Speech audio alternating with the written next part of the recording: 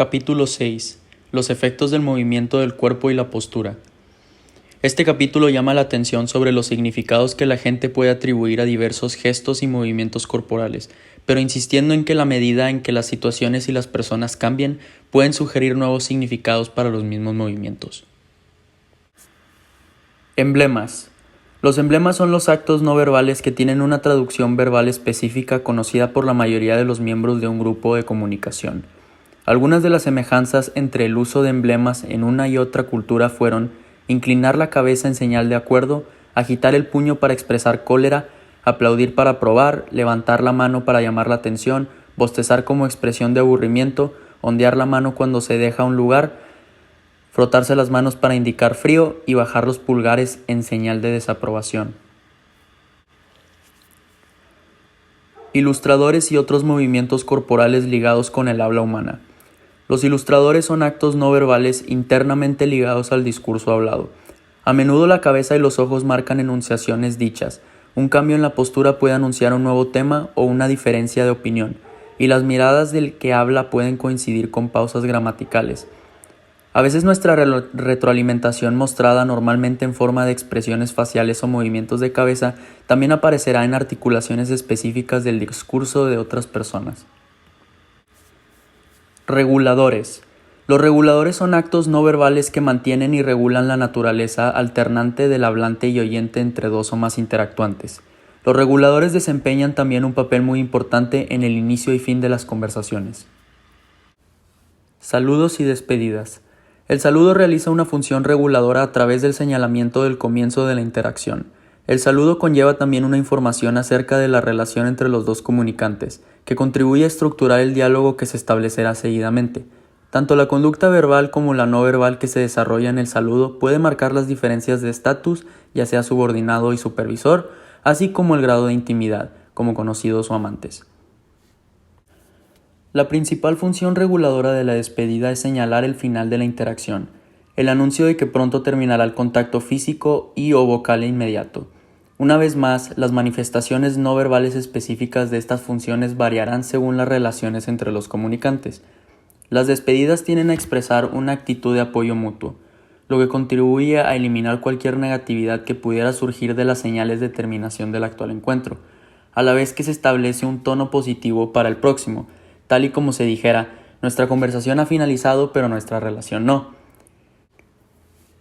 Gestos no verbales de despedida incluyen el mirar el reloj, poner las manos sobre los muslos para apoyarse al incorporarse, lo que también señala a la otra persona que está uno a punto de abalanzarse, reunir y ordenar las pertenencias personales, acelerar el rito de la despedida con sonidos no verbales como palmarse los muslos al levantarse, patalear levemente en el suelo al incorporarse o golpear el escritorio o la pared con los nudillos o la palma de la mano.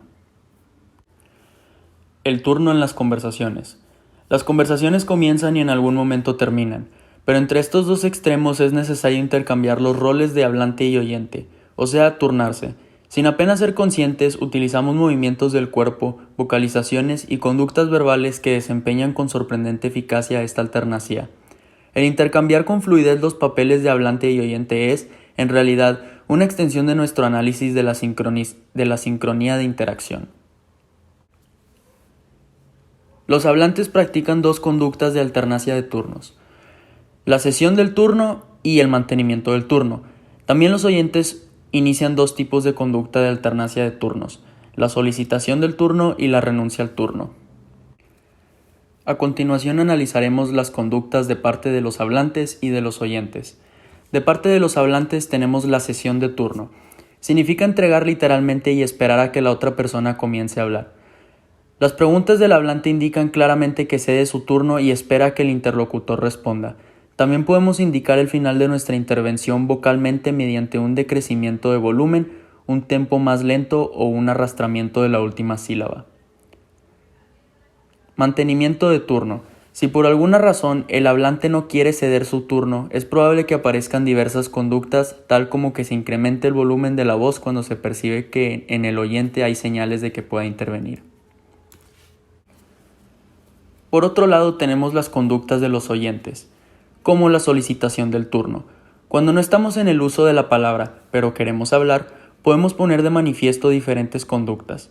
Un índice levantado parece simbolizar casi siempre un instrumento para crear un agujero conversacional en la corriente de palabras del hablante, pero significa más bien una señal formal y familiar de pedir la palabra, aprendida ya desde la escuela, que es la de levantar la mano. Y también tenemos la renuncia al turno. Hay casos en que percibimos señales de que el hablante cede su turno, pero no queremos hablar.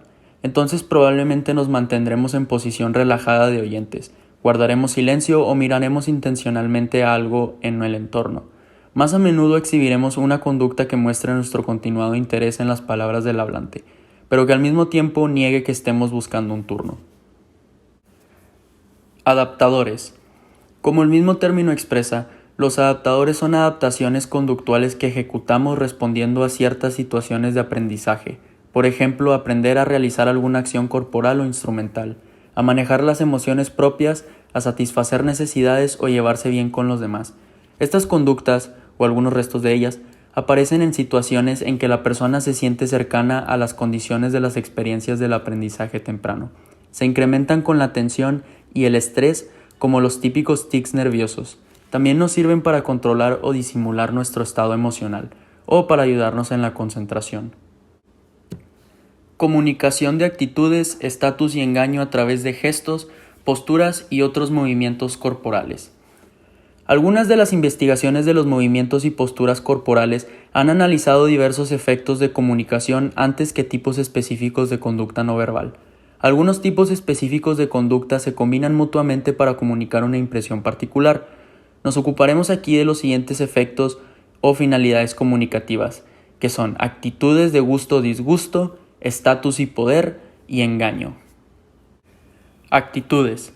Los movimientos y actitudes corporales han sido estudiados en el contexto del gusto y disgusto respecto de otra persona. El trabajo de Albert Mehrabian, un profesor de psicología en la Universidad de California, Los Ángeles, es la base de referencia a partir de la cual se pueden realizar generalizaciones en este campo. En resumen, la investigación de Mehrabian demuestra que el gusto se distingue del disgusto, en que las inclinaciones son más pronunciadas hacia adelante, la proximidad es mayor, la mirada más intensa, los brazos y el cuerpo están más abiertos, la orientación del cuerpo es más directa, hay más conducta táctil, más relajación en la postura y expresiones faciales y vocales más positivas. Estatus. El trabajo de Mehrabian también nos proporciona información relativa al papel del estatus en la comunicación cinésica.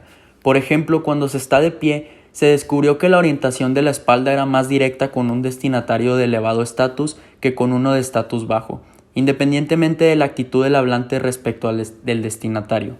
La posición de brazos en jarra es más frecuente cuando se habla a una persona que se considera perteneciente a un estatus más bajo que el propio. Mehrabian también apreció que los sujetos levantaban más la cabeza cuando hablaban a una persona de estatus elevado, especialmente cuando se trataba de hablantes varones que se dirigían también a varones. Y por último tenemos el engaño. Sigmund Freud dijo en cierta ocasión: quien tiene ojos para ver y oídos para oír puede estar convencido de que ningún mortal es capaz de guardar un secreto. Si los labios permanecen en silencio, habla con las yemas de los dedos. La delación le exuda por todos los poros. Cada vez más investigadores exploran la naturaleza específica de esta hipótesis de Freud, preguntándose cuáles son las señales no verbales particulares que delatan a una persona cuando está tratando de engañar a alguien. Las investigaciones académicas han encontrado una variedad de conductas asociadas a mentirosos comparándolas con comunicantes veraces. Según estos estudios, los mentirosos adoptan un tono de voz más agudo, mantienen menos tiempo la mirada y usan adaptadores más prolongados, menos ilustradores, o sea, menos entusiastas, más emblemas del estilo de mover las manos, lo que denota inseguridad, un ritmo más lento al hablar y posiciones más lejanas en relación con sus compañeros. Y para concluir, ¿qué nos aporta la información contenida en este capítulo? Cuando observamos un lenguaje corporal, lo que vemos es un sistema que mantiene algunos paralelismos con el lenguaje hablado. Los datos presentes muestran que la cinésica no es un sistema de comunicación que posea exactamente la misma estructura que el lenguaje hablado. Sin embargo, los movimientos del cuerpo mayores o menores aparentan tener una clara relación con las correspondientes unidades del habla grandes o pequeñas. Los movimientos no parece que se produzcan al azar, sino que están inextricablemente ligados al habla humana. Muchas gracias a todos por su atención. Espero que el video se les haya hecho informativo y que tengan un excelente día. Hasta luego.